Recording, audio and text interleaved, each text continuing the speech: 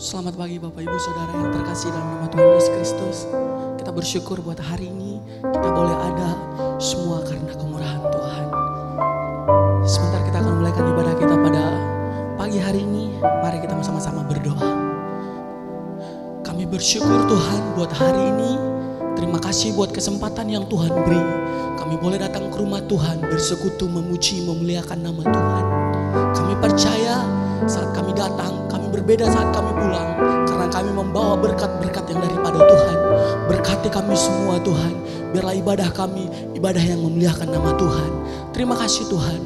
Kami mulaikan ibadah kami di pagi hari ini. Dalam nama Tuhan Yesus Kristus. Haleluya. Amin. Terima kasih. Terima kasih Tuhan. Haleluya. Terima kasih. Terima kasih Tuhan. Maha mulia Engkau Tuhan kami.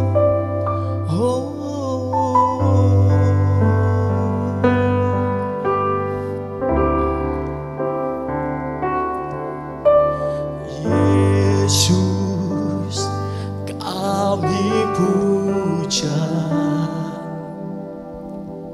kami sembah sebagai Raja,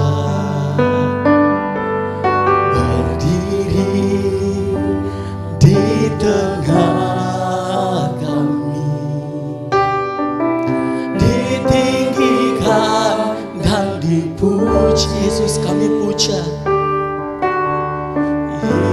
Yesus kami puja, kami sembah sebagai Raja, berdiri di tengah kami, ditinggikan dan dipuji. Sembah dan puji penuhi tatamu. Sembah dan puji penuhi tatamu. Sembah dan puji penuhi tatamu. Yesus Tuhan adalah Raja. Terima kasih Tuhan.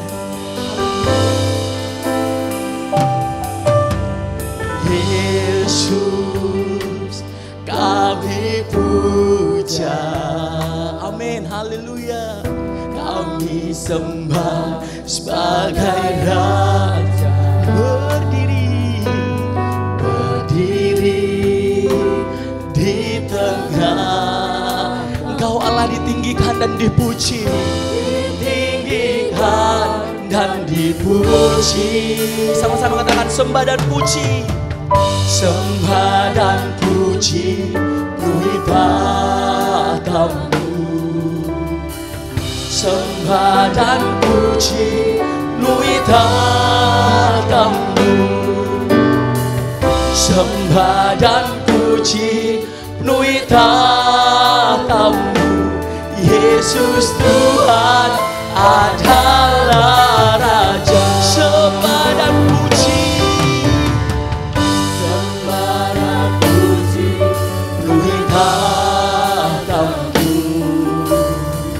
Sembah dan puji penuhi tatamu. Sembah dan puji penuhi tatamu. Yesus Tuhan adalah. Dengan iman katakan sembah dan puji. Sembah dan puji penuhi tatamu. Sembah dan puji penuhi tatamu. Sembah dan puji penuhi tatamu. Yesus Tuhan adalah Raja.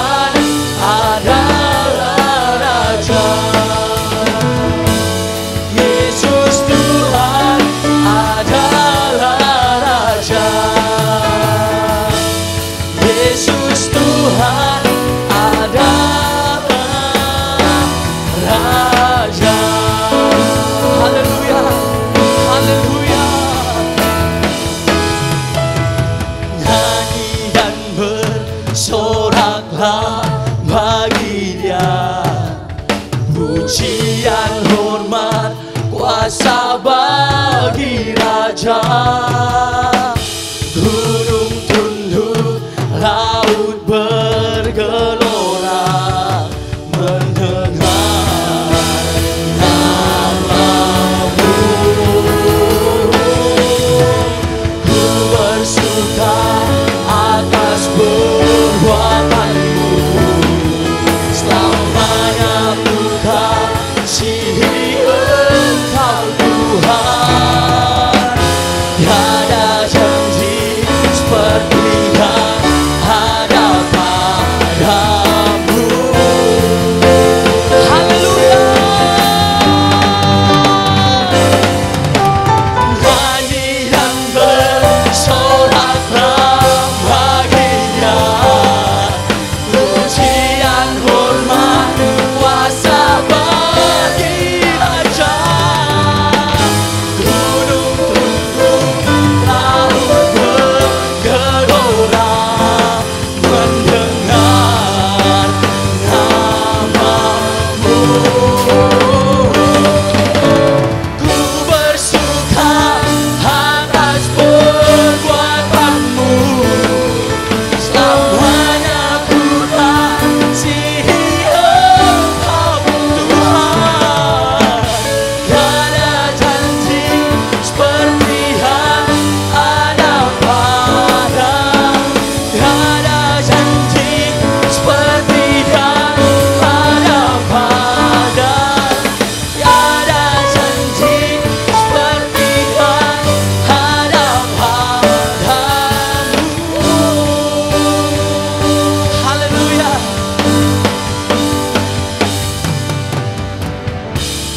Amin. Puji Tuhan.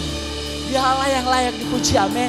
Dia Allah yang telah mati, bangkit, naik ke sorga, menyediakan tempat bagi Bapak, Ibu, dan Saudara, dan memberikan Roh Kudus untuk memberi kita kekuatan. Kita mengangkat pujian, kita katakan, Yesus hidup, Dia bangkit. Haleluya.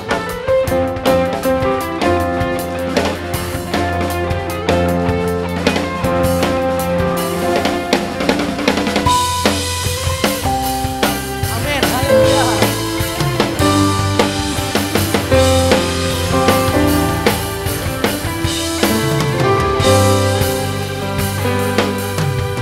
Kuasa maut telah dikalahkan oleh darah Anak Domba Allah. Sudah ditaklukkan oleh kebangkitan Tuhan. Lagi, katakan kuasa maut telah dikalahkan. Kuasa maut telah dikalahkan oleh darah Anak Domba Allah. Semua musuh telah ditaklukkan oleh kebangkitan Tuhan kita. Yesus hidup, Dia bangkit dan naik ke surga, sediakan tempat bagiku. Yesus hidup, Dia bangkit, mautlah dipatahkan, kita lebih dari pemenang. Kita ada orang-orang yang lebih dari pemenang.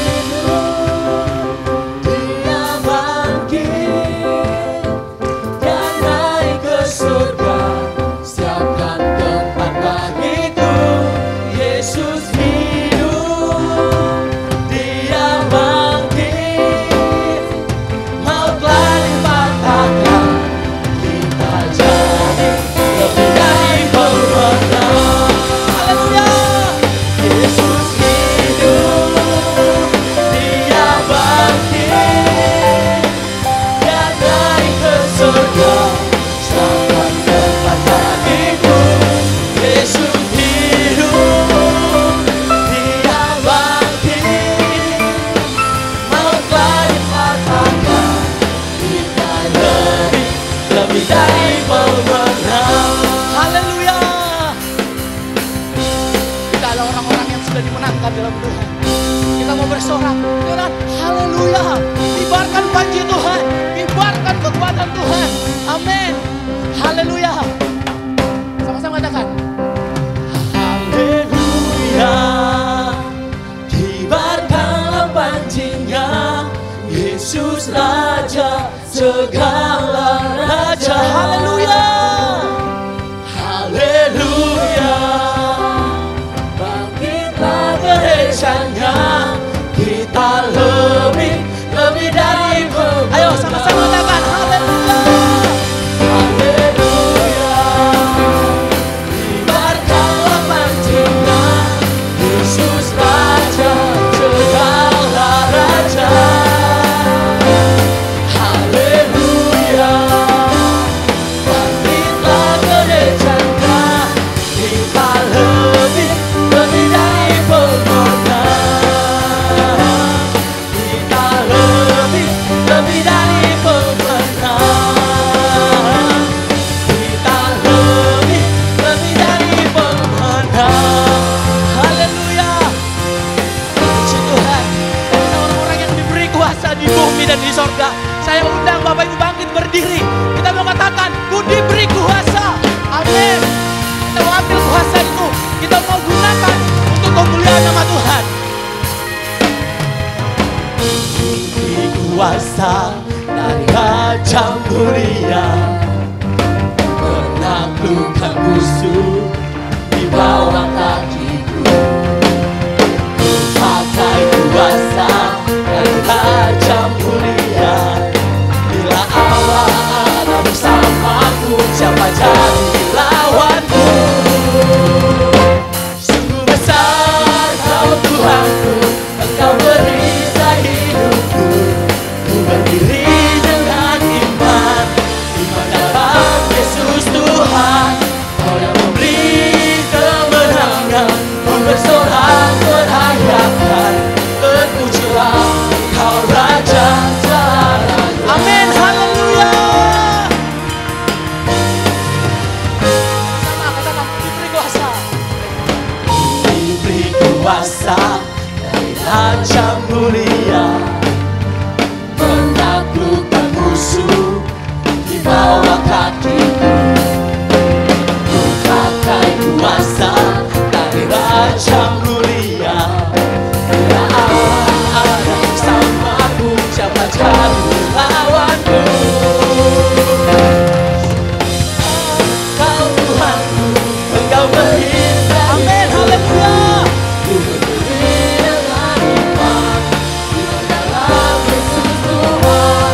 Kau yang memberi kemenangan, ku bersorak berayakan, terpujilah Engkau Raja segala raja. Ayo semua jemaat Tuhan katakan, sungguh besar Kau Tuhanku, Engkau perisai hidupku.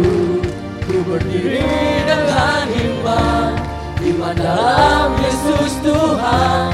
Kau yang memberi kemenangan, ku bersorak merayakan, terpujilah Engkau Raja segala raja. Kau Tuhanku, Engkau perisai hidupku. Ku berdiri dengan iman dalam Yesus Tuhan. Kau yang memberi kemenangan, ku bersorak merayakan, terpujilah Engkau Raja segala raja. Terpujilah Engkau Raja segala raja. Terpujilah Engkau Raja segala raja. Haleluya.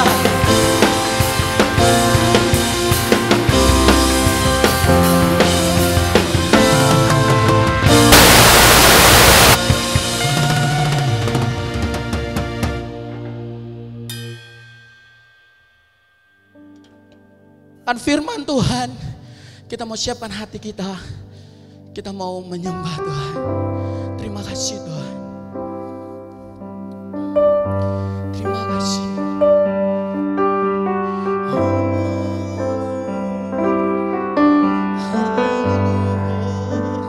Terima kasih Tuhan.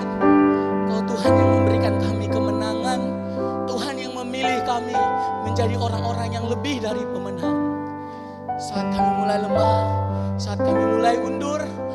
kuasa-Mu menguatkan setiap pribadi kami Tuhan. Terima kasih Tuhan.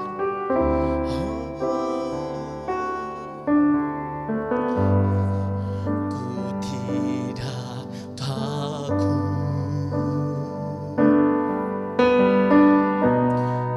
sebab Kau besertaku.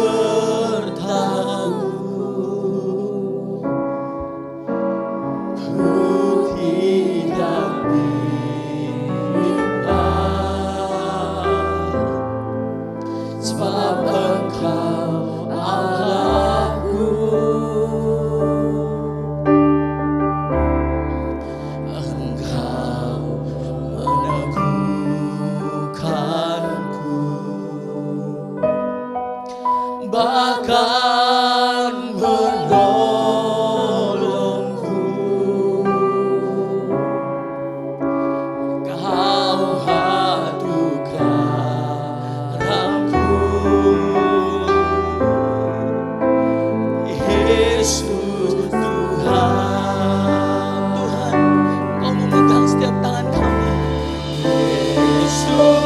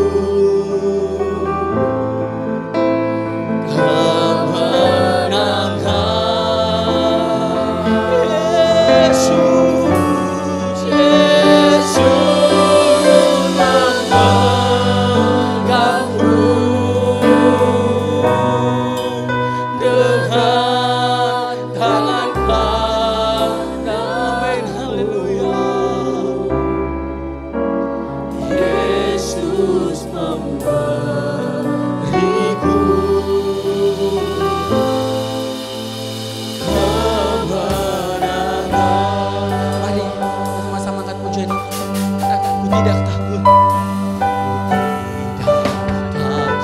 amin, haleluya. Sebab Kau besertaku,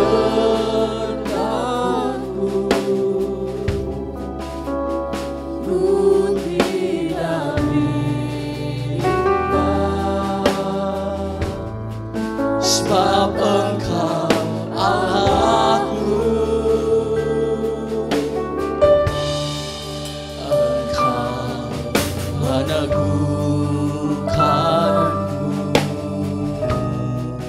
bahkan menolongku.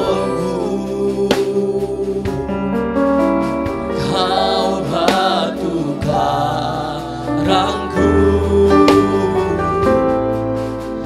Yesus Tuhan, haleluya. Yesus memegangku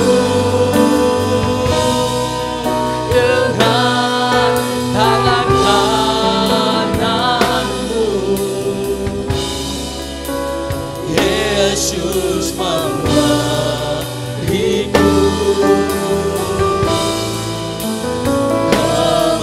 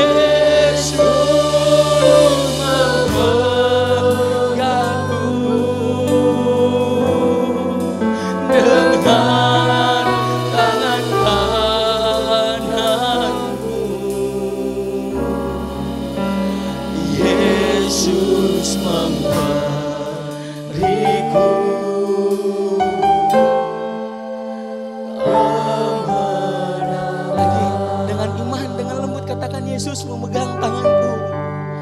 Yesus ini menjadi pengakuan iman kami Tuhan, bahwa Tuhan senantiasa bersama dengan kami. Dalam situasi apapun, Tuhan tak pernah meninggalkan kami. Amin, haleluya. Yesus memberiku kemenangan. Yesus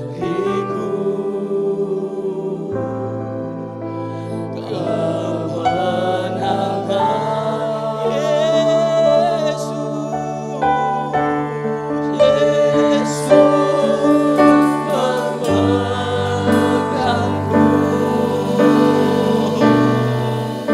dengan tangan kananmu.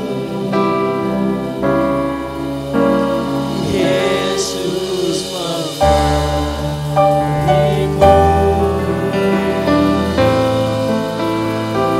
kemenangan. Ya Yesus yang senantiasa memberikan kita kemenangan. Yesus memberiku kemenangan.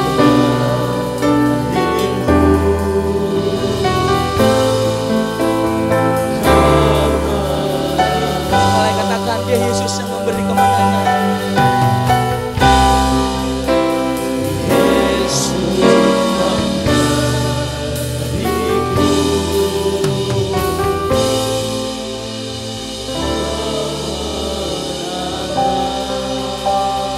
sorak-sorai bagi Tuhan.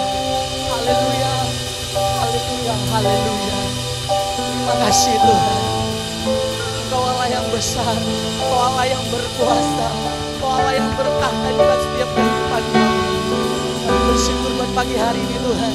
Kami boleh kembali datang ke rumah Tuhan untuk mendengarkan firman Tuhan. Firman Tuhan yang menguatkan iman percaya kami, agar kami tidak terhilang daripada Tuhan. Biarlah Tuhan, firman Tuhan yang disampaikan sebentar, kami boleh diberkati menjadi rema dalam kehidupan kami. Boleh bertumbuh, berbuah lebat, dan kami menjadi berkat dimanapun kami berada. Berkati hamba-Mu yang akan menyampaikan kebenaran firman Tuhan. Urapi bibir lidah hamba-Mu, biarlah senantiasa pengurapan dari Allah menjadi bagian hamba-Mu. Boleh memberkati kami sama-sama dipuji, dipermuliakan. Terima kasih Tuhan, biarlah nama Tuhan senantiasa dipuji, dipermuliakan. Biarlah semua untuk hormat kemuliaan nama Tuhan. Terima kasih Tuhan, kami mau mendengarkan firman Tuhan dalam nama Tuhan Yesus Kristus. Haleluya, amin.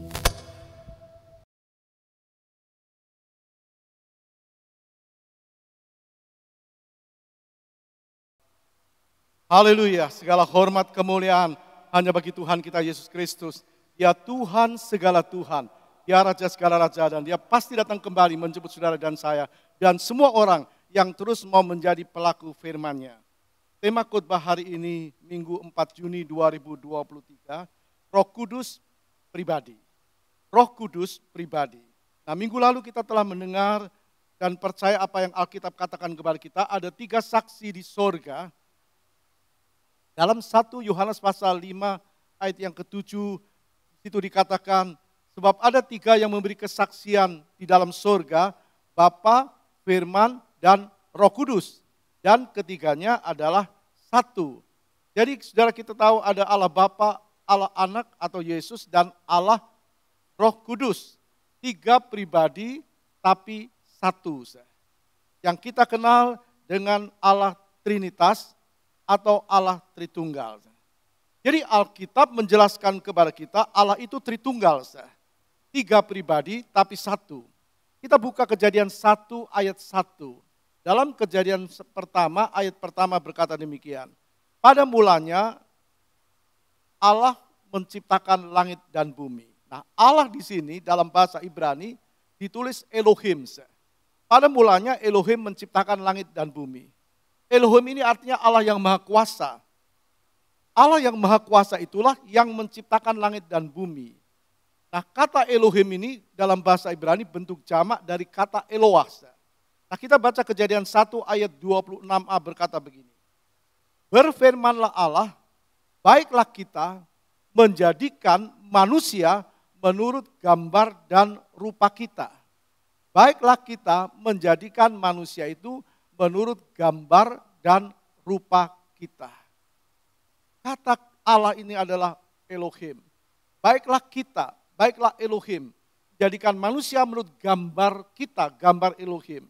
Jadi siapa Allah yang sebenarnya yang menciptakan langit dan bumi? Tulis dalam 1 Yohanes 5 ayat 7, ada 3 yang memberi kesaksian di dalam sorga. Bapa, Firman, dan Roh Kudus. Dan ketiganya adalah satu. Jadi masing-masing itu adalah pribadi. Bapa, Anak, Roh Kudus. Dan ketiganya adalah satu. Bapa bukan anak, anak bukan Roh Kudus. Tapi Bapa adalah Allah yang disebut adalah Allah Bapa. Kemudian Allah Anak yang disebut Firman dan Allah Roh Kudus. Ketiganya adalah pribadi. Jadi Bapa itu pribadi. Kalau pribadi kita sudah mendengar minggu lalu punya kehendak. Kalau pribadi punya kehendak. Kita pribadi, kita punya kehendak. Kita hadir di tempat ini karena kita punya kehendak, kemauan untuk hadir di tempat ini. Bapa menciptakan kita menurut gambarnya. Jadi Allah punya kehendak, Bapa punya kehendak. Nah kalau Allah itu pribadi, dia punya kehendak yang disebut kehendaknya Bapa. Kemudian anak Allah atau Yesus Kristus juga pribadi. Kalau dia pribadi Allah, dia juga punya kehendak yang disebut kehendaknya Yesus. Kemudian Roh Kudus, ada 3 saksi di sorga, Bapa, Firman, dan Roh Kudus. Kalau Roh Kudus pribadi, Roh Kudus adalah pribadi, maka disebut kehendaknya Roh Kudus. Jadi ketiganya punya kehendak yang sama. Tadi kita membaca Kejadian 1 ayat 26 berkata, berfirmanlah Allah, baiklah kita menjadikan manusia menurut gambar dan rupa kita. Baiklah kita, Elohim. Baiklah Bapa, Anak, dan Roh Kudus berkata, kita menjadikan manusia. Jadi ketiganya adalah pencipta. Bapa pencipta, Yesus pencipta, Roh Kudus pencipta. Kita melihat dalam Kejadian pasal 1 ayat 2. Roh Kudus melayang-layang di atas permukaan air. Nah itu artinya Roh Kudus bekerja. Dalam Kejadian 1 ayat 2, bumi belum berbentuk dan kosong. Gelap gulita menutupi samudera raya dan Roh Allah melayang-layang di atas permukaan air. Jadi Roh Kudus juga bekerja dalam penciptaan bumi dan juga penciptaan manusia. Kalau Roh Kudus bekerja, Bapa bekerja, Yesus juga bekerja. Kalau Bapa pencipta, Roh Kudus pencipta, Yesus juga pencipta. Yohanes 1 ayat 1 dan 3 berkata begini. Pada mulanya adalah firman. Firman itu bersama-sama dengan Allah dan firman itu adalah Allah. Ia pada mulanya bersama-sama dengan Allah, segala sesuatu dijadikan oleh Dia. Dan tanpa Dia tidak ada sesuatu pun yang telah jadi dari segala yang telah dijadikan. Jadi kita melihat ketiganya adalah pribadi, ketiganya adalah pencipta, dan ketiganya adalah satu. Ingat kita bukan menyembah 3 Allah, tapi kita menyembah satu Allah yang bertiga pribadi. Nah ketiga pribadi Allah atau Tritunggal Allah, Trinitas Allah, maka mereka juga punya kehendak. Nah kehendak mereka, kehendak Bapa, Anak, dan Roh Kudus itu dinyatakan melalui pekerjaannya. Jadi pekerjaan itu menyatakan kehendak Allah. Jadi pekerjaan yang dilakukan Yesus menyatakan kehendak Allah, pekerjaan yang dilakukan Bapa menyatakan kehendak Allah, pekerjaan yang dilakukan Roh Kudus juga menyatakan kehendak Allah. Dan tidak bertentangan satu dengan yang lain. Tritunggal tidak bertentangan satu dengan yang lain. Manusia bilang satu sama tambah satu sama dengan 3. Tapi Alkitab menyatakan bahwa 3 pribadi adalah satu. Dan kalau mereka Allah, maka mereka tidak bertentangan satu dengan yang lain. Kita melihat bagaimana mereka bekerja. Allah Bapa mengutus Allah Anak, Yesus Kristus, untuk turun ke dunia sebagai satu-satunya jalan ke sorga. Jadi Bapa punya kehendak, lalu mengutus anaknya Yesus Kristus untuk turun ke dunia. Dalam Yohanes 3:16 berkata begini, karena begitu besar kasih Allah akan dunia ini sehingga Ia telah mengaruniakan anaknya yang tunggal, supaya setiap orang yang percaya kepadanya tidak binasa, melainkan beroleh hidup yang kekal.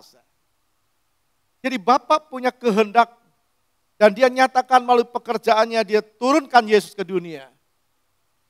Dan Yesus anak rela turun ke dunia. Yohanes 14 ayat 6 kita baca.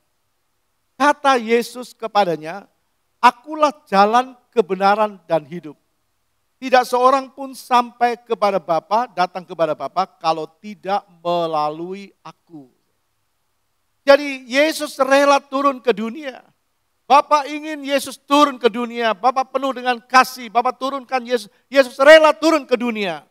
Dan kita terima keselamatan. Tidak ada keselamatan di luar dia. Amin. Kisah 4 ayat 12 kita baca. Dan keselamatan tidak ada di dalam siapapun juga selain di dalam dia.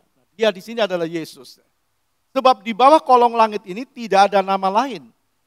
Tidak ada nama lain siapapun dia yang diberikan kepada manusia yang olehnya kita dapat diselamatkan. Jadi tidak ada manusia yang dapat atau mampu menyelamatkan manusia. Karena semua manusia berdosa dan telah kehilangan kemuliaan Allah. Tapi kita mengerti Yesus, dia satu-satunya jalan ke surga. Tidak ada nama yang lain selain di dalam dia. Nah kita sudah berada di dalam dia. Kita sudah berada di jalan yang benar. Oleh karena itu jangan tinggalkan Yesus apapun konsekuensi, apapun situasi. Tetap kita percaya kepada Kristus. Amin. Tepuk tangan bagi dia. Tetap percaya kepada dia. Kita yakin dia Tuhan. Dan yang ketiga, waktu Yesus naik ke surga, sekarang Roh Kudus turun. Yesus minta kepada Bapa, lalu Bapa utus Roh Kudus. Atas nama Kristus, Roh Kudus turun. Jadi kita melihat Roh Kudus punya kehendak, dia pribadi. Allah Roh Kudus turun ke dunia menggantikan tugas Yesus di bumi. Untuk apa? Mengajar dan mengingatkan firman yang Yesus pernah sampaikan kepada murid-muridnya. Yohanes 14 ayat 26. Tetapi penghibur yaitu Roh Kudus yang akan diutus oleh Bapa dalam namaku, dialah yang akan mengajarkan segala sesuatu kepadamu dan akan mengingatkan kamu akan semua yang telah kukatakan kepadamu. Jadi kita melihat Bapa punya kasih, Yesus mau jadi kasih, dia turun ke dunia. Lalu dia naik ke surga, tugasnya selesai memberikan pengampunan bagi orang yang mau percaya kepadanya dengan mati di kayu salib. Dia bangkit lalu dia naik ke surga, maka Roh Kudus turun untuk membuat kita tetap kuat. Bukankah Allah itu luar biasa? Tidak bertentangan satu dengan yang lain. Roh Kudus turun. Roh Kudus menolong seseorang untuk tahu siapa Yesus yang sebenarnya. Jadi banyak orang tidak tahu. Waktu Yesus turun ke dunia, orang berkata dia orang baik, dia seorang nabi, dia orang yang baik dan sebagainya.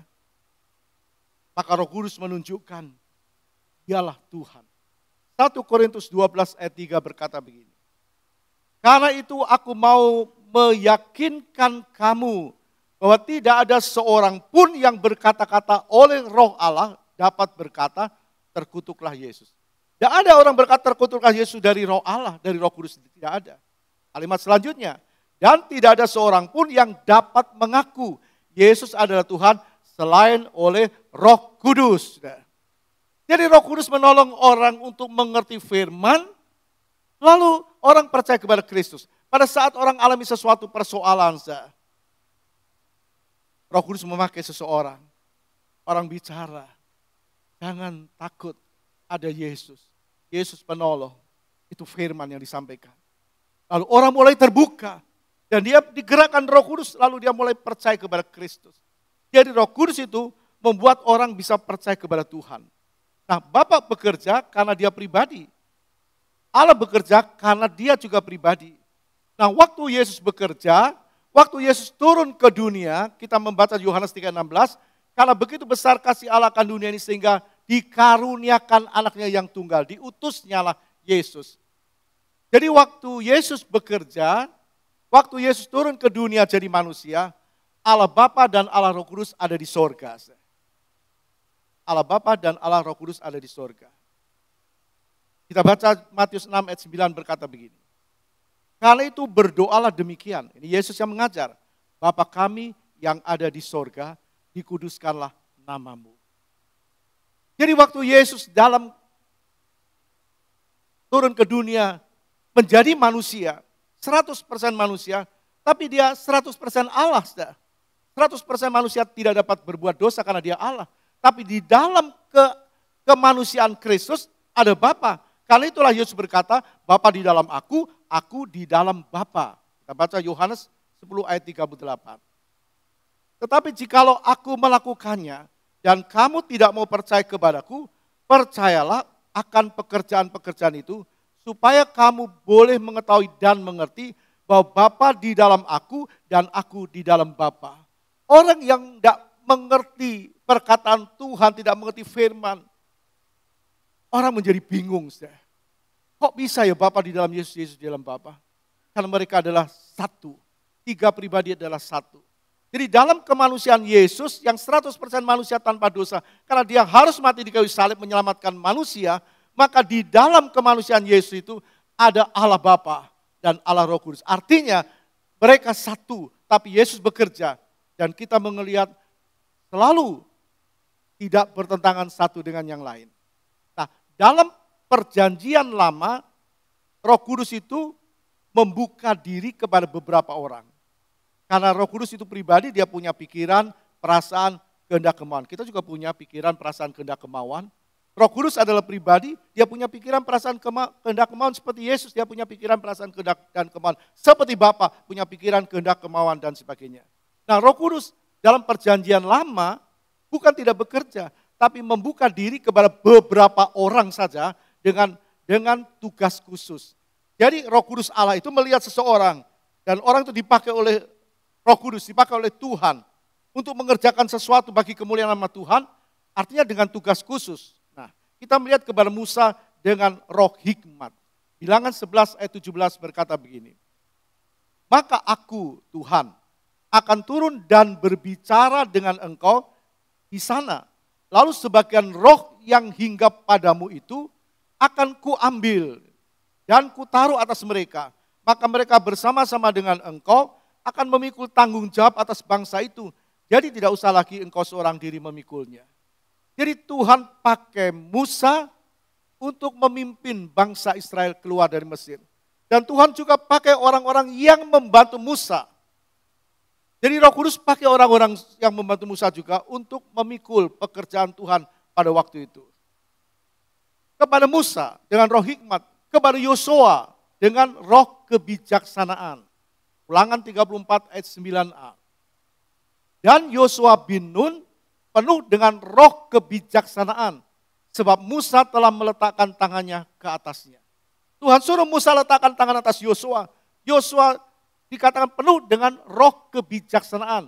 Supaya Yosua melanjutkan kepemimpinan Musa penuh dengan roh kebijaksanaan. Jadi Roh Kudus dengan tugas khusus memakai Yosua untuk melakukan pekerjaan yang sudah dilakukan Musa. Roh Kudus juga memakai para nabi untuk menubuatkan lahirnya sang juru selamat. Yesaya 9 ayat 5. Sebab seorang anak telah lahir untuk kita, seorang putra telah diberikan untuk kita, lambang pemerintahan ada di atas bahunya, dan namanya disebutkan orang penasihat ajaib, Allah yang perkasa, Bapa yang kekal, Raja damai. Siapa ini? Yesus. Nabi dipakai untuk menubuatkan tentang lahirnya sang juru selamat. Jadi Roh Kudus dalam perjanjian lama memakai beberapa orang dengan tugas khusus. Nah juga memakai Nabi Yoel. Mengatakan apa yang akan terjadi di akhir zaman. Yoel 2 ayat 29. Yoel 2 ayat 29. Juga ke atas hamba-hambamu laki-laki dan perempuan akan kucurahkan rohku pada hari-hari itu. Jadi sebelum terjadi pencurahan Roh Kudus, Yoel sudah dipakai oleh Roh Kudus, dipakai oleh Tuhan. Dia bernubuat bahwa ke atas hamba-hambamu laki-laki dan perempuan akan kucurahkan rohku pada hari-hari itu. Pada hari kapan? Waktu pencurahan Roh Kudus di loteng Yerusalem. Jadi kita melihat ini yang dinubuatkan oleh Yoel yang disebut hujan awal dan hujan akhir. Dan itu digenapi waktu murid-murid berkumpul di loteng Yerusalem. Jadi waktu Roh Kudus bekerja, Allah Bapa dan Allah Anak ada di sorga. Waktu Yesus bekerja, Allah Bapa dan Roh Kudus ada di sorga. Tapi waktu Roh Kudus bekerja, Allah Bapa dan Allah Anak ada di sorga. Karena Roh Kudus turun setelah Yesus naik ke sorga. Nah kita melihat kisah 7 ayat 55. Kisah Rasul 7 ayat 55. Tetapi Stefanus yang penuh dengan Roh Kudus menatap ke langit, lalu melihat kemuliaan Allah dan Yesus berdiri di sebelah kanan Allah Bapa. Jadi waktu Roh Kudus menguatkan Stefanus, Stefanus yang penuh dengan Roh Kudus, waktu alami aniaya, Stefanus melihat, menatap ke langit, lalu dia melihat bahwa Yesus berdiri di sebelah kanan Allah Bapa. Jadi ketiganya bekerja tidak bertentangan satu dengan yang lain. Kalau manusia 3 orang bekerja mungkin bisa bertentangan satu dengan yang lain, salah paham satu dengan yang lain, tapi tidak dengan Tuhan. Tidak dengan Tuhan kita. Jadi kita melihat di sini, waktu Roh Kudus bekerja itu yang disebut zamannya Roh Kudus. Jadi zaman Roh Kudus itu dimulai dengan pencurahan Roh Kudus. Waktu Roh Kudus dicurahkan pada hari Pentakosta atau hari Pantekosta, itu mulainya zaman Roh Kudus. Kita lihat Kisah 2 ayat 4. Maka penuhlah mereka dengan Roh Kudus, lalu mereka mulai berkata-kata dalam bahasa-bahasa lain, seperti yang diberikan oleh Roh itu kepada mereka untuk mengatakannya. Maka penuhlah mereka dengan Roh Kudus. Jadi waktu seseorang dipenuhkan dengan Roh Kudus, maka Roh Kudus memakai lidah orang itu untuk memuliakan Tuhan. Jadi kita mendengar orang yang dipenuhkan Roh Kudus itu berbahasa lidah, berglosolali. Karena dia memuliakan Tuhan dengan bahasa yang Tuhan beri. Sehingga orang di sekitar tidak tahu artinya. Kalau tahu artinya itu karunia bahasa lidah, itu beda dengan berbahasa lidah atau glosolali. Jadi orang dipenuhkan Roh Kudus memuliakan Tuhan. Kita lihat dalam Kisah 10 ayat 44 sampai 46. Ketika Petrus sedang berkata demikian, menyampaikan firman, turunlah Roh Kudus ke atas semua orang yang mendengarkan pemberitaan itu, yang mendengarkan firman. Sebab mereka mendengar orang itu berkata-kata dalam bahasa roh dan memuliakan Allah. Jadi orang yang penuh dengan Roh Kudus berglosolali, dia sedang memuliakan Allah. Sedang memuliakan Allah. Kita baca Yohanes 16 ayat yang ke-14. Ia Roh Kudus akan memuliakan aku, sebab ia memberitakan kepadamu apa yang diterimanya daripadaku. Manusia terbatas, dia tidak bisa memuliakan Allah dengan segala kemampuannya. Maka Roh Kudus mengambil alih dan memakai lidahnya untuk memuliakan Tuhan. Karena itu, jangan berhenti sampai di tanda. Di orang yang penuh dengan Roh Kudus, dia berbahasa lidah, tapi jangan cuma berhenti di situ. Jangan berhenti di tanda. Memang glosolali adalah satu-satunya tanda seorang dipenuhkan dengan Roh Kudus. Dan orang itu memuliakan Allah, memuliakan Roh Kudus, memuliakan Tuhan. Tapi jangan berhenti di tanda. Artinya jangan puas hanya penuh dengan Roh Kudus. Jangan bangga atau jangan membanggakan diri, ini aku penuh Roh Kudus, aku berglosolali. Kenapa? Karena Roh Kudus itu tidak akan berhenti dalam diri orang itu. Roh Kudus tidak hanya memberi tanda lalu berhenti, tidak. Karena dia pribadi, maka dia terus bekerja. Dia akan bekerja pada diri orang itu. Jadi orang yang penuh dengan Roh Kudus dan terus penuh dengan Roh Kudus, jangan berhenti, jangan memperhentikan. Yang penuh dengan Roh Kudus, maka Roh Kudus itu akan memimpin seseorang kepada buah-buah roh. Karena itu tiap Rabu kita ada doa khusus untuk menyembah Tuhan, memuliakan Tuhan. Apakah kita puas cuma hari Minggu? Dan kadang ada yang Minggu saja tidak datang. Apakah kita puas? Apakah kita tidak rindu? Memberi tempat, memberi waktu untuk Tuhan.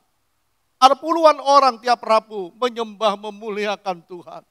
Kita perlu dikuatkan, kita tidak akan mampu hadapi dunia ini tanpa pimpinan Roh Kudus. Jadi orang yang dipenuhkan Roh Kudus jangan cuma berhenti di tanda. Harus terus izinkan Roh Kudus bekerja dalam diri seseorang. Maka dilihat kehidupan rohani itu sebagai tanda Roh Kudus itu bekerja. Nah kalau orang berglosolali, lalu hidupnya tidak memuliakan tanda, tidak memuliakan Tuhan, dia cuma berhenti di tanda. Artinya tidak izinkan Roh Kudus bekerja. Tapi izinkan Roh Kudus bekerja. Roh Kudus itu akan memimpin seseorang yang penuh dengan Roh Kudus kepada pertumbuhan rohani. Kita baca Galatia 5 ayat 22 sampai 23. Tetapi buah roh ialah kasih, sukacita, damai sejahtera, kesabaran, kemurahan, kebaikan, kesetiaan, kelemah lembutan, penguasaan diri. Jadi orang yang dipenuhkan dengan Roh Kudus terus mau bekerja, membawa seseorang hidup dalam satu adalah kasih. Kasih. Kasih, hidup dalam kasih, tidak hidup dalam kebencian. Tidak hidup dalam dendam. Orang yang dipenuhkan Roh Kudus bekerja dalam diri orang itu. Dia tidak mau dibelenggu dengan dendam. Dia akan hidup dalam pengampunan, hidup dalam kasih. Dunia semakin hari semakin jahat. Tapi Tuhan beri kita masuk dalam buah roh, kasih, sukacita. Sukacita dalam segala situasi. Karena roh itu menjadi penghibur. Kalau orang waktu sedih, susah, oleh tekanan hidup, oleh hal-hal yang lain. Roh Kudus hibur, Roh Kudus kuatkan. Kenapa ada dua orang punya kasus yang sama. Tapi yang satu kuat imannya, yang satu tidak. Karena ada pekerjaan Roh Kudus. Bukan orang itu, tapi Roh Kudus. Ada sukacita dalam segala situasi. Damai sejahtera. Ada perasaan damai di tengah situasi apapun. Ada perasaan damai. Itu bukan karena orang itu, apa yang dia miliki kemampuannya tidak. Tapi karena pekerjaan Roh Kudus. Ada perasaan damai di tengah situasi apapun. Kesabaran. Bisa mengendalikan diri, bisa menahan emosi. Apa orang tidak pernah emosi? Pernah. Tapi orang bisa menahan. Ada rem. Orang bisa berpikir dengan jernih. Siapa aku? Aku adalah hamba Tuhan. Aku adalah anak Tuhan. Tuhanku mengajarkan aku kasih. Jadi orang yang penuh kesabaran dikatakan bisa mengendalikan diri. Bisa menahan emosi. Itu bukan karena orang itu. Karena pekerjaan Roh Kudus dalam diri orang itu yang membuat dia bisa mampu menahan diri.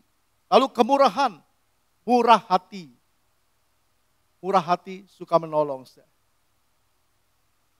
Dia tidak tega melihat orang lain menderita.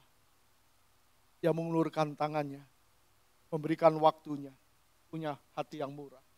Murah hati, kebaikan. Kebaikan melakukan perbuatan-perbuatan baik.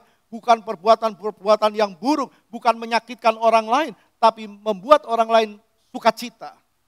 Perbuatan-perbuatan baik. Lalu kesetiaan. Kesetiaan, setia. Imannya tidak tergoyahkan. Roh Kudus akan memampukan orang setia. Stefanus setia sampai akhir. Karena pekerjaan Roh Kudus. Kelemah lembutan, tidak kasar. Tidak kasar. Roh Kudus akan memimpin orang itu ke dalam kehidupan yang penuh dengan kelemah lembutan yang sesuai dengan keinginan Tuhan. Lemah lembut itu bukan kelemak-kelemek. Lemah lembut itu artinya tidak kasar. Penuh dengan belas kasihan. Penguasaan diri. Hati-hati dalam mengambil keputusan. Penguasaan diri, dia tahu dia harus berbuat apa. Karena Roh Kudus akan menuntun dia. Roh Kudus akan mengambil alih, mengingatkan kembali apa yang Yesus pernah ajarkan kepada orang itu. Itu pekerjaan Roh Kudus. Jadi semua bisa dilakukan bukan karena kemampuan seseorang. Bukan karena kemampuan orang itu. Tapi karena pekerjaan Roh Kudus. Dan Roh Kudus tetap bekerja sampai hari ini. Roh Kudus terus bekerja. Membuka mata batin seseorang bahwa Yesus adalah Tuhan. Tadi kita sudah membaca dalam 1 Korintus 12 ayat yang ketiga. Karena itu aku mau meyakinkan kamu bahwa tidak ada seorang pun yang berkata-kata oleh Roh Allah dapat berkata terkutuklah Yesus. Dan tidak ada seorang pun yang dapat mengaku Yesus adalah Tuhan selain oleh Roh Kudus. Jadi Roh Kudus akan menunjukkan seseorang jalan yang benar. Roh Kudus akan menunjukkan kepada orang apa yang dia harus lakukan. Roh Kudus akan menunjukkan kepada seseorang ini loh Tuhan Allah yang sebenarnya. Itu artinya Roh Kudus membuka diri seluas-luasnya terhadap gereja Tuhan. Terhadap gereja Tuhan. Orang yang menolak pekerjaan Roh Kudus membuat dirinya tidak berkembang. orang yang menolak pekerjaan Roh Kudus, gereja tidak akan berkembang. Artinya Roh Kudus membuat orang makin setia, dan kalau Roh Kudus tidak diberi keluasan bekerja terhadap gereja Tuhan, maka gereja Tuhan itu hanya bagaikan kumpulan orang banyak yang suam-suam, yang tidak ada semangat, tidak ada begitu pengertian tentang Tuhan dan sebagainya. Kita baca Yoel 2 ayat 29. Juga kepada hambamu laki-laki dan perempuan akan kucurahkan rohku pada hari-hari itu. Ini yang disebut tadi hujan awal dan hujan akhir. Hujan awal waktu hari Pantekosta. Dalam Kisah pasal yang kedua ayat 4 di mana Roh Kudus dicurahkan. Nah, hujan awal itu tidak berhenti, terus sampai hujan akhir, di mana gereja Tuhan, Roh Kudus membuka dirinya seluasnya bagi gereja Tuhan. Maka gereja Tuhan, orang percaya harus menyambutnya sebagai seorang pribadi. Roh Kudus adalah pribadi. Harus menyambutnya sebagai pribadi. Karena Roh Kudus membuka diri seluas-luasnya terhadap gereja Tuhan. Kalau gereja Tuhan, orang percaya membuka seluasnya bagi pekerjaan Roh Kudus, ayat 24 berkata, tempat-tempat pengirikan menjadi penuh dengan gandum dan tempat pemerasan kelimpahan anggur dan minyak. Tempat-tempat pengirikan menjadi penuh dengan gandum. Artinya Roh Kuduslah yang membuat gereja Tuhan, orang percaya, kelimpahan gandum firman Tuhan dan minyak Roh Kudus. Ini yang kita perlukan. Di hari-hari menjelang kedatangan Tuhan yang kedua kali, gereja Tuhan orang percaya penuh dengan Roh Kudus. Waktu orang menyanyi, menyembah Tuhan, orang tidak sadar, orang tidak sangka, Roh Kudus terus bekerja dan dia tersungkur menyembah Tuhan. Belum firman disampaikan. Dan saya percaya itu akan terjadi menjelang kedatangan Tuhan yang kedua kali. Ayat 25. Aku akan memulihkan kepadamu tahun-tahun yang hasilnya dimakan habis oleh belalang pindahan, belalang pelompat, belalang pelahap, dan belalang pengerip, tentaraku yang besar yang kukirim ke antara kamu. Pencurahan Roh Kudus itu terus akan berjalan, disertai dengan pemulihan-pemulihan rohani dalam gereja Tuhan. Menjadi gereja yang sempurna. Bukan cuma suam-suam kuku, datang ke gereja, pulang juga dengan hampa, tidak mengerti firman, tidak ada perubahan hidup, tidak ada perubahan karakter, dan seterusnya. Tapi beda, kalau Roh Kudus bekerja dalam diri seseorang, akan terjadi pemulihan-pemulihan. Artinya apa? Sampai gereja menjadi sempurna. Sampai anak-anak Tuhan benar-benar sampai kesempurnaan menjelang kedatangan Tuhan yang kedua kali. Jadi pemulihan besar-besaran itu akan melanda gereja Tuhan.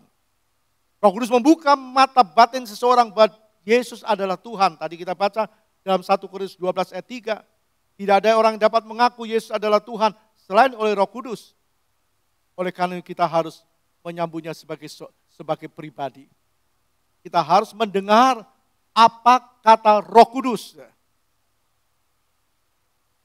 Manusia perlu pimpinan Tuhan. Dalam Wahyu 2 ayat 7a berkata begini. Siapa bertelinga, hendaklah ia mendengarkan apa yang dikatakan Roh Kudus kepada jemaat-jemaat. Jadi Roh Kudus akan memimpin gereja Tuhan. Roh Kudus akan memimpin anak-anak Tuhan. Roh Kudus akan menuntun orang percaya kepada kebenaran firman. Roh Kudus akan memungkinkan orang hidup dalam kekudusan. Galatia 5 ayat 16. Galatia 5 ayat 16. Maksudku ialah hiduplah oleh Roh Kudus. Maka kamu tidak akan menuruti keinginan daging. Kenapa banyak orang Kristen grafiknya turun, naik, turun, naik, turun, naik. Bahkan diakhiri saat akhir hidupnya, dia tidak naik rohaninya. Tuhan tidak mau itu.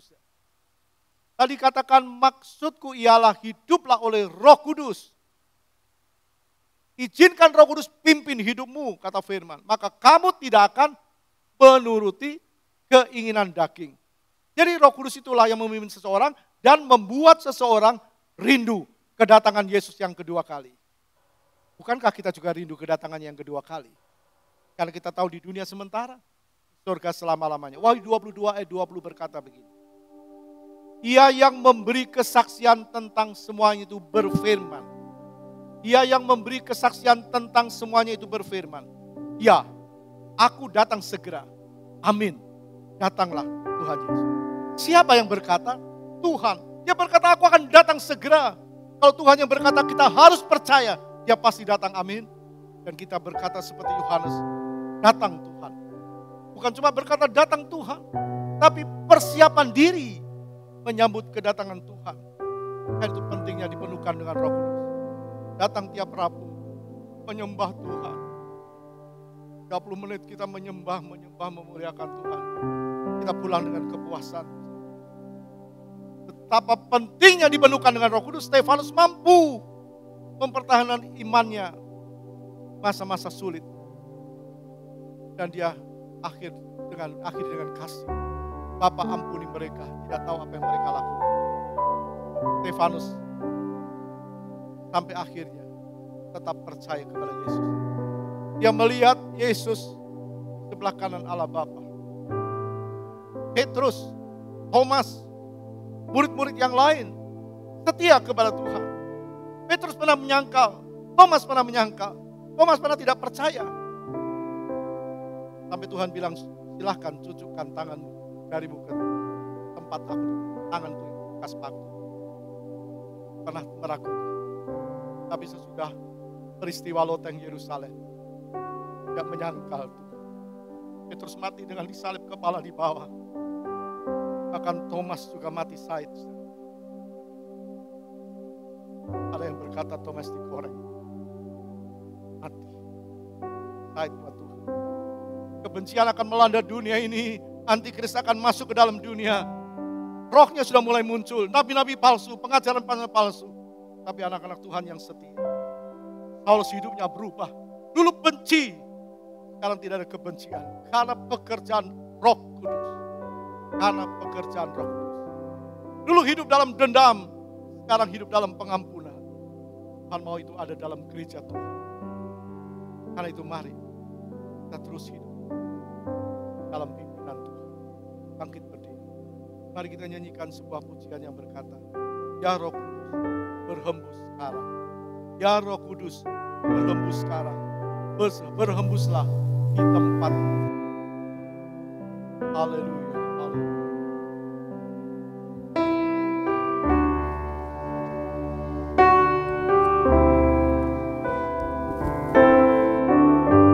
Ya Roh Kudus.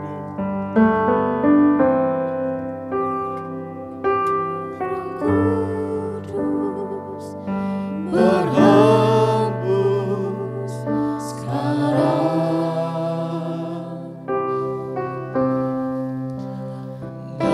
Berhembuslah di tempat ini.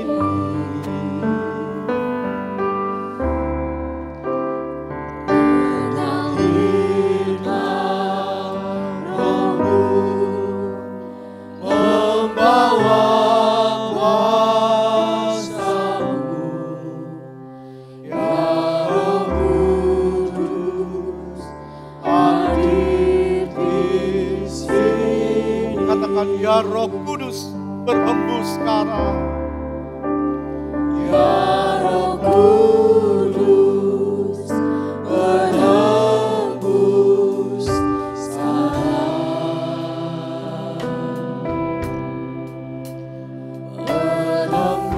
Berhembuslah di tempat ini.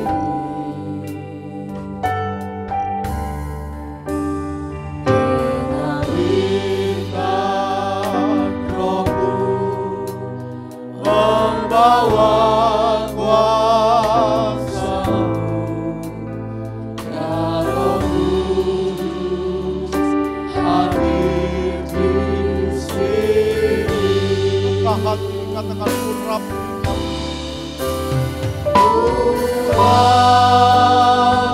Urapilah, urapilah, dengan kuasa-Mu ya Tuhan, penuhilah kami.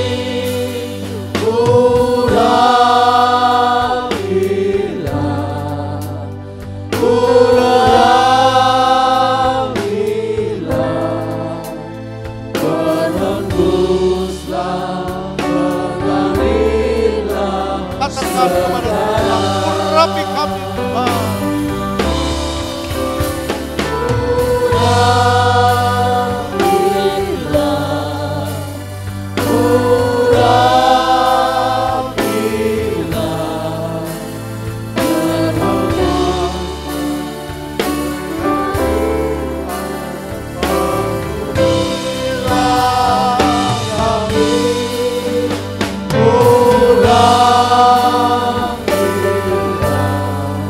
Perlu hadiratnya Roh Kudus.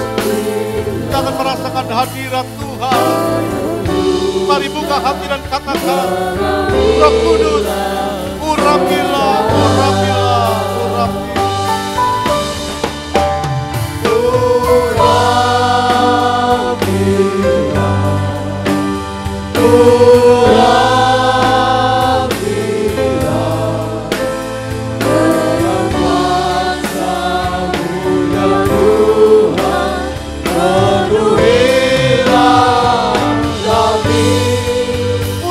Kami Tuhan urapi.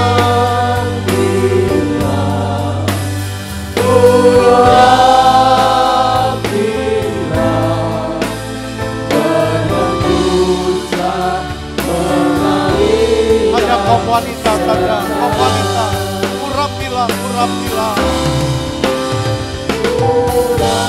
Amin, amin, amin. Oh, haleluya, haleluya. Terpuji Kau Tuhan selama-lamanya. Penuhi kami Tuhan, penuhi kami.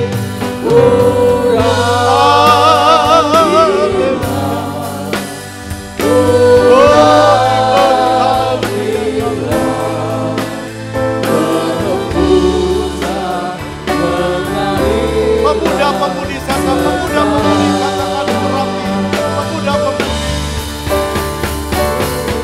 Haleluya, haleluya. Bapak Ibu sembah Tuhan, sembah Tuhan. Dia ada di sini, Dia bersama dengan kita. Dengan kuasa-Mu ya Tuhan. Haleluya. Oh, terima kasih Tuhan. Terima kasih Tuhan. Haleluya, haleluya. Terpujilah. Mari semua katakan urapilah. Bapak Budi Yulianto berdoa.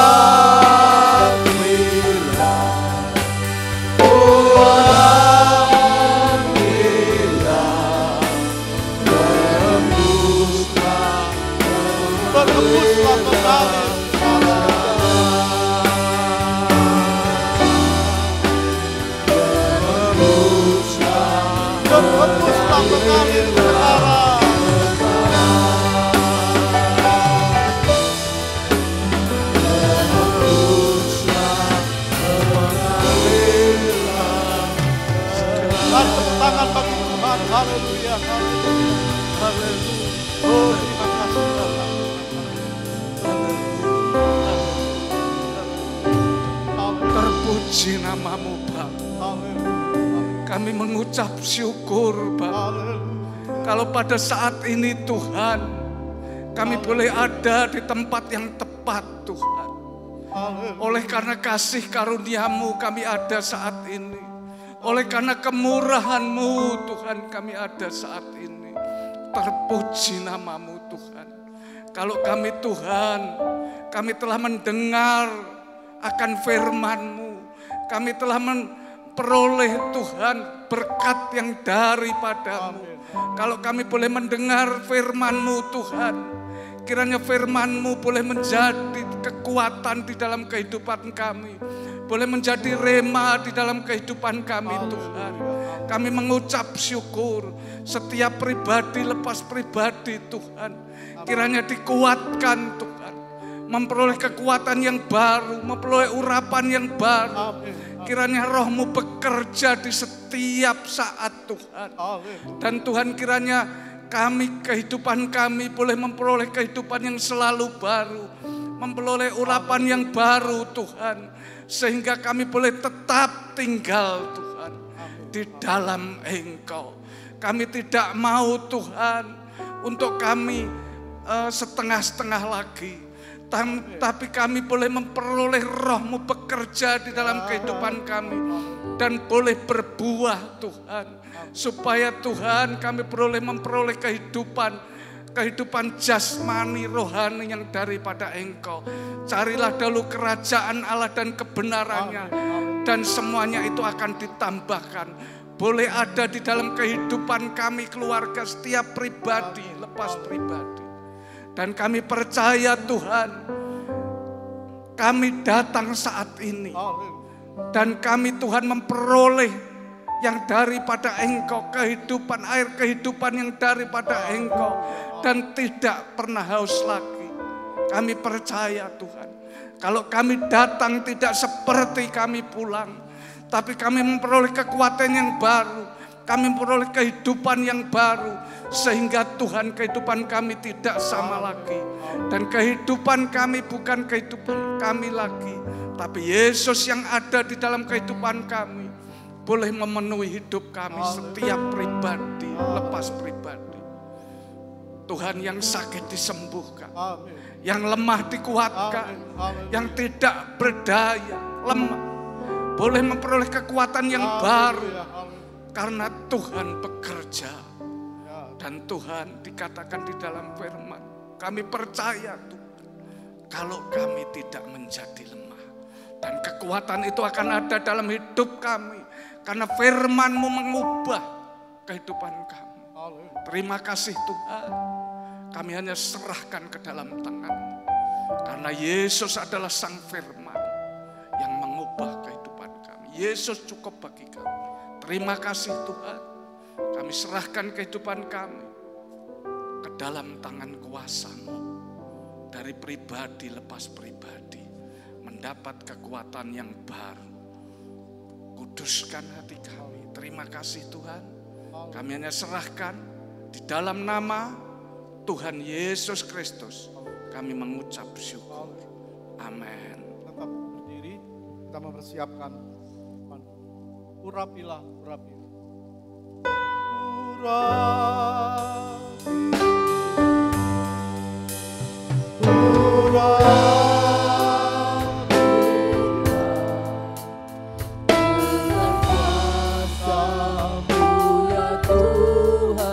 Ada yang sudah siapkan bisa mengangkat roti lebih tinggi dari kepala kita.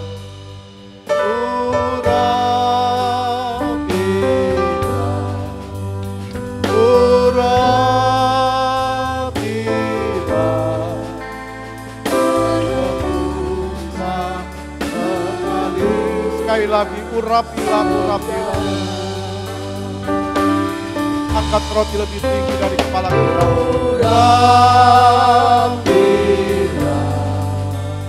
Urapilah, urapilah. Dengan kuasa-Mu ya Tuhan, penuhilah kami. Urapilah,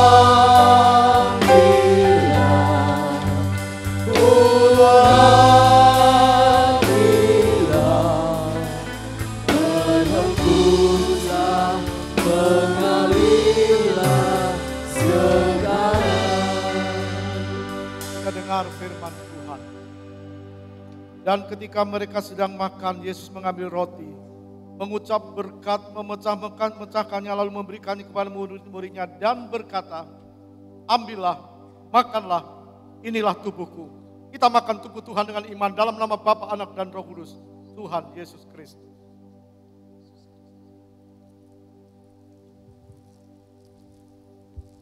Terima kasih.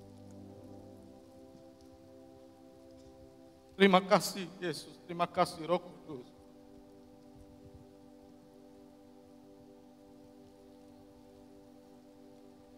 Terima kasih buat korbanmu Yesus.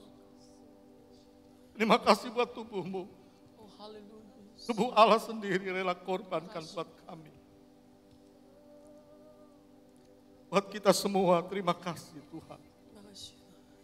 Kita angkat sama lebih tinggi dari kepala kita dan dengar firman.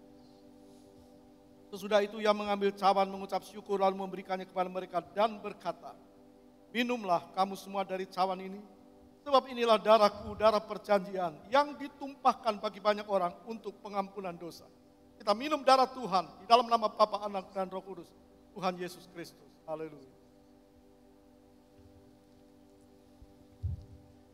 Terima kasih Tuhan, terima kasih buat korbanmu, darahmu, darah pengampunan, yang memberikan kami pengampunan dan jaminan yang pasti keselamatan karena kami percaya kepadamu.